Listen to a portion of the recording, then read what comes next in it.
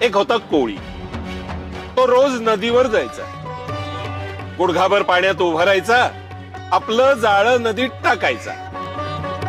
जाळ्यात त्याला भरपूर मासे मिळायचे. कोळ्याचा हा रोजचा दिनक्रम होता. पण एक मासा मात्र त्याच्या जाळ्यात कधीही सापडत नसे. आणि त्याला त्या कोळ्याची अजिबात भयभीती नव्हती. तो आपला स्वच्छंदपणे नदीच्या पाण्यात फिरायचा. बाकीचे सगळे मासे जीवाला घाबरून असायचे, न जाणो आपण कधीतरी त्या जाळ्यात सापडू.